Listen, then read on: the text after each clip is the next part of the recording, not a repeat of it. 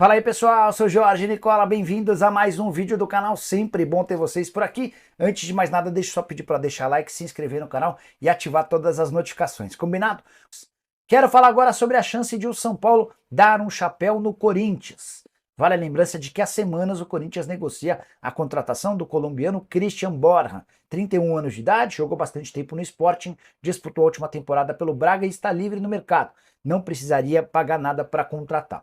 A operação com o Corinthians não foi concretizada e durante o fim de semana houve quem dissesse que o São Paulo está atravessando a negociação para contratar o Borja. Entrei em contato com um dirigente importante do departamento de futebol do São Paulo e ouvi o seguinte, abre aspas, não fizemos contato com o Borja, posso te garantir isso. A gente acha ele um bom jogador, analisamos o perfil, mas nesse momento o foco ainda é o Alexandro, fecha aspas. Então, São Paulo entende as condições do Borja, é possível até que ele tenha sido sugerido, oferecido ao São Paulo, mas enquanto não se esgotar a negociação com o Alexandro, o Tricolor não pensa em fechar com o Borja, então essa ideia do chapéu nesse momento parece descartada. Outra notícia importante sobre o São Paulo. No Equador, afirmam que Luiz Ubeldia terá reunião com integrantes da Federação Equatoriana nessa terça-feira. Você sabe que na última sexta-feira, a seleção equatoriana foi eliminada pela Argentina na Copa América e o técnico Félix Sánchez foi dispensado. A Federação Equatoriana trabalhava com 3 nomes e, de acordo com a imprensa local, o Zubeldia foi o escolhido para substituir o Félix Sánchez. Até por isso, nessa terça-feira, vai haver uma reunião entre a Federação Equatoriana e o Zubeldia. Entrei em contato com esse dirigente do São Paulo para perguntar se existe a preocupação em relação à perda do técnico. A resposta, até agora, não há nada que a gente possa fazer, fecha aspas. Só para lembrar, a multa rescisória do Zubeldia no São Paulo é de 3 salários, o equivalente a mais ou menos 3 milhões de reais. A primeira informação sua, quem você quiser, Zé, não. O Zubeldia, o São Paulo ganhou ontem, né? Resultado importantíssimo. Inclusive, 4ª vitória que eles já estão emendando, que o São Paulo se recuperou aí dessa fase. Só que a notícia que vem lá do Equador é que depois da participação do Equador na Copa América, caiu o treinador. O treinador saiu e aí agora eles estão mirando alguns nomes e um dos monitoramento dos nomes é o Zubeldia. O Zubeldia. Então, assim, o que vai acontecer primeiro? A Federação Equatoriana tem que chegar no staff do Zubeldia para ouvir do staff do Zubeldia se eles querem abrir conversas. Falei ontem e hoje cedo com gente do São Paulo e eles estão tranquilos em relação ao Zubeldia. Permanência dele. Porque eles entendem que o Zubeldia não largaria o trabalho na metade. O Zubeldia é o cara que chega às 7 horas da manhã no CT. Verdade mesmo. É tipo Tele Santana. Ele quer tomar conta de tudo. Você tem toda a informação, isso é corretíssima. E ele gosta muito do Lucas, gosta do Caleri, está muito identificado com o elenco do São Paulo, então... Que lugar que está o Equador na eliminatórias? Tá mal. Não tá que nem outras eliminatórias. Precisa estar mais próximo para ficar entre os 4 ou 5, né? São 4 ou 5. São 6 e 1 na repescagem, né? Aí, ó, o 7º na repescagem. Então o Equador tá de olho nessas vagas ali finais ali. O Equador tá em quinto. Tá em quinto, tá na frente do Brasil. O Brasil tá em quinto. Seria o Brasil não é mais parâmetro. O São Paulo, né, tá tranquilo com o Zubeldia, né? Mas agora vai começar a buscar um lateral esquerdo, porque o Wellington já tá fechado com o Southampton da Inglaterra. O Southampton subiu para a primeira divisão. Como é que chama esse time? Southampton. Southampton. Ele tá demais, hein, Ganudo? Você viu a garganta dele? Vai de novo, vai. Treinou uma semana pra falar o quê? Southampton. Uma semana treinando isso.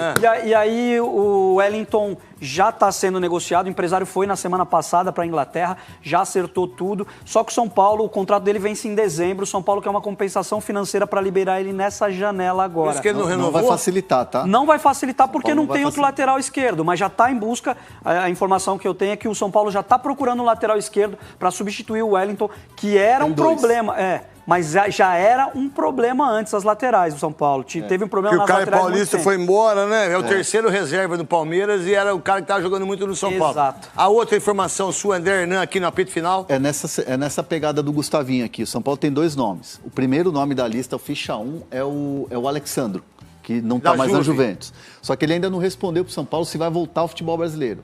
Ainda não tem, o São Paulo não tem essa confirmação. Porque ele está esperando alguma coisa da Arábia, é isso? Não, é de Portugal mesmo. De Portugal? De Portugal. O Porto está de olho nele. Tá. Então, assim, enquanto tem essa indefinição, o plano B é o Christian Borja, que o Corinthians chegou a conversar, chegou a fazer proposta, só que não chegou na questão financeira. O Corinthians com a questão do dinheiro. Hoje de manhã, Novidade isso. Hoje de manhã uma pessoa de São Paulo me disse, é o plano B, seguimos de olho no Alexandro, mas é muito difícil pela questão financeira, porque o Christian Borja é jogador de seleção colombiana. Sim. 31 anos, é jogador experiente. Então São Paulo está de olho nesse tipo de jogador, para chegar e vestir a camisa titular. Tá certo. Ou seja, no Brasil não tem.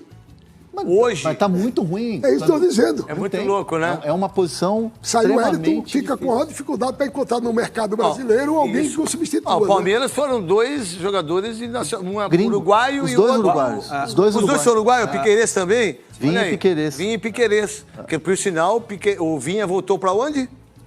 Pro Flamengo. O Palmeiras buscou um lateral direito agora, né? O Agustinho. Giai, Que é o foi buscar fora também. Vamos jogador. O Miller ele controla. O Paulinho, emocionalmente, essa semana, ele tá derrubado. Aqui, uma opinião diferente aqui, jogador, viu? O que aconteceu aí? Foi pênalti ou não ali? Foi pênalti. Ah, tá. Lógico que ele tinha que falar que foi pênalti. Se foi pênalti, eu saio agora, daqui. mas ele queria que eu falasse que não foi, viu? Agora, Miller, o São Paulo vinha de uma sequência de 4 jogos sem perder. O Zubeldia começou a mesclar, pensando em 3 competições. E quando começou a fazer isso, São Paulo perdeu a sequência de invencibilidade, teve várias derrotas, e aí ele vem para 4 vitórias. Venceu o Criciúma 2-1, Bahia 3-1, Bahia e Atlético Paranaense disputam parte alta. Venceu os dois, Atlético Paranaense 2-1 na Arena e venceu o Braga, que é parte alta, 2-0. Aqui, teoricamente, só quem não disputa o Campeonato do São Paulo, o Criciúma. E vai para o G4.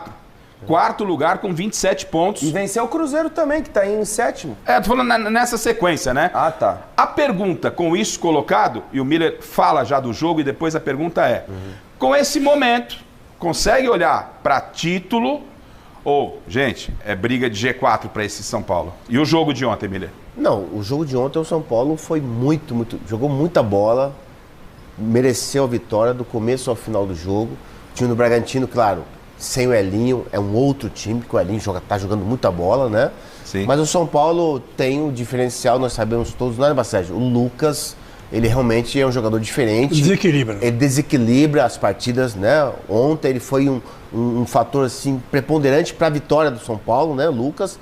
Então acho que o São Paulo ontem foi muito bem no jogo. Para mim foi uma das melhores partidas que o São Paulo realizou. Eu vou em todos os jogos do São Paulo no Morumbi, e ontem realmente o São Paulo arrebentou contra o Bragantino. E tem 2 peças vitais, né, Miller? Caleri e Ferreirinha. Exatamente. Então o Lucas assumiu essa responsabilidade de jogar por ele e pelo Caleri, pela ausência do Caleri, entendeu? O fato do Palmeiras e do Flamengo, que são os líderes lá, juntamente com o Botafogo... Mas eu acredito também, respondendo essa outra pergunta tua, que hoje o São Paulo, claro, tem que olhar para título. Já está ali perto do G4. É título, Chico, também? Falta muito jogo, muito campeonato pela frente ainda. Para mim, o campeão brasileiro vai ser o São Paulo. O fato, Tadei, do São Paulo, do Palmeiras e do Flamengo serem um dos principais favoritos à conquista da Libertadores, pode desviar um foco ali para a Libertadores na hora que a Funila esquece o brasileiro e o São Paulo dá esse bote aí. O São Paulo também está na Libertadores, mas o elenco de Flamengo e de Palmeiras tem um elenco mais robusto para as competições simultâneas. Mas o São Paulo vem num crescente muito interessante, né?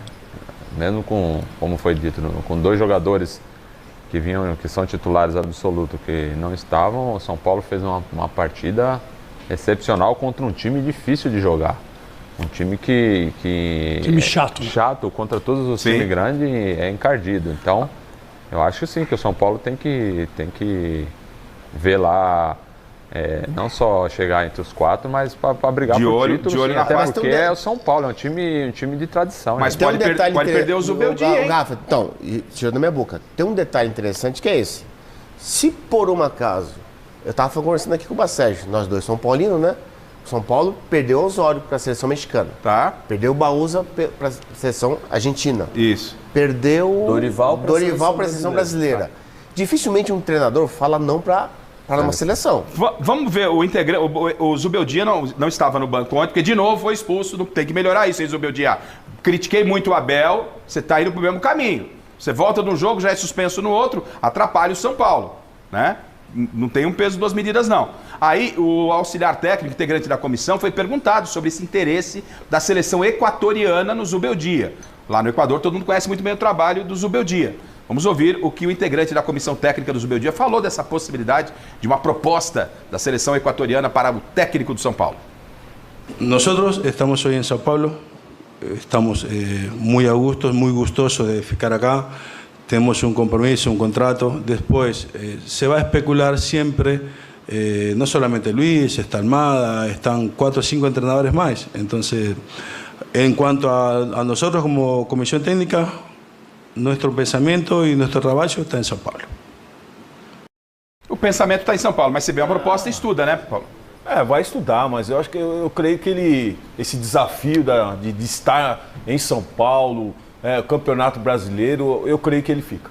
Bom, vamos aguardar, o tempo vai dizer. E o tempo diz que a seleção brasileira... Paulo embalou de vez, hein? O time de Zubeldia, que estava suspenso mais uma vez, superou o Bragantino por 2-0 no Morumbi e engatou a 4ª vitória consecutiva no Brasileirão. Voltou para o G4, pelo menos por enquanto. Os gols foram marcados na segunda etapa. André Silva foi oportunista no rebote do goleiro Cleiton e Luciano, no rebote da cobrança de pênalti, também deixou o dele. O tricolor está a apenas 4 pontos do líder Flamengo. Elias Júnior. Como é o futebol, né? Olha o São Paulo agora. O Campeonato Brasileiro é muito duro e a gente tem que fazer uma ode aqui ao Luiz Zubeldia. E você também é minha testemunha. Graças a Deus você está aqui todos os domingos comigo. Mas você acerta muito. Os nossos telespectadores que são duros comigo, as nossas telespectadoras que são menos duras comigo, eu agradeço a todas, talvez elas tenham que entender uma coisa. Não é o que a gente gostaria, é o que a gente precisa fazer.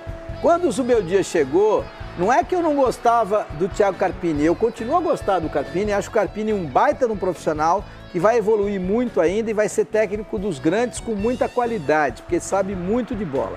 Mas o que eu disse, o Zubeldia tem um tamanho que o Thiago Carpini ainda não tem para comandar o São Paulo. Então o Zubeldia chega, posiciona todo mundo, atenção, senta aqui, Muricy, senta aqui, Milton Cruz, Belmonte, com todo respeito, diretor aqui, assim, joga esto. A equipe vai jogar desta maneira, o treinamento será assim e eu que mando.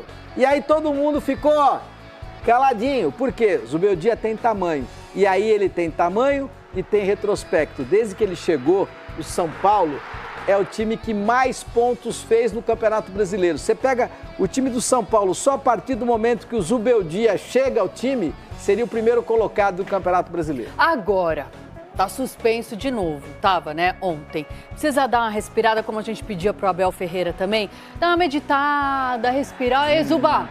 Ar entra. No mio, horengekyo. No mio. Gostei hoje. No mio. Ó, respirar com o diafragma, Zuba. Dá uma relaxada boa.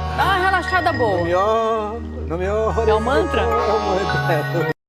Ou ele tem que continuar desse jeito, sangue no olho, vamos pra cima, não, suspensão? Eu não mexo em time que tá ganhando, não. O Zubeldia faz a melhor campanha de um time no Campeonato Brasileiro desde que ele chegou, eu não mudo nada. Muito bem, teve reclamação também, viu? O Bragantino ficou na bronca com a arbitragem de Bruno Pereira Vasconcelos. Já os São Paulinos comemoraram a boa fase da equipe. Vamos ver. O Campeonato Brasileiro é um campeonato difícil, né? A gente sempre procura ter sequências boas de vitórias. E agora a gente retomou o nosso caminho, o nosso lugar, o lugar que o São Paulo merece. Então agora a nossa confiança cada vez mais vai aumentando e a gente já está pensando no próximo jogo para poder também conquistar os 3 pontos. Sabemos que é uma dificuldade muito grande, mas não podemos usar isso como desculpa e simplesmente aceitar o desafio, entender o que nos espera e nos preparar da melhor forma possível para tentar jogar todos os jogos como se fosse o último em busca dos resultados positivos. Na minha opinião, eu acho que o árbitro não está preparado para apitar a Série A ainda, né? Ele acabou invertendo os pênaltis, né? De um lado ele acabou esperando a decisão do VAR, de um lado ele acabou tendo uma convicção muito grande assim de um pênalti, que eu falei para ele que teve falta fora da área que ele não marcou, e no pênalti também, se é falta, mas tá bom, faz parte. Em detalhes o jogo acaba por se resolver. Detalhes em termos daquilo que foram a forma como resultam os golos do adversário, naquilo que foi em particular o primeiro, e depois há que dar o benefício da dúvida sempre ao árbitro, mas tive a oportunidade de lhe pedir para quando chegasse a casa analisasse os lances nas duas áreas, porque acabam por ser mais ou menos parecidos. Eu acho que o árbitro esteve muito bem em termos da forma como orientou o jogo, como deixou o jogo fluido, gostei muito disso. mas pedi-lhe para ele chegar a casa e rever essas ações para ver se tomaria ou não a mesma decisão.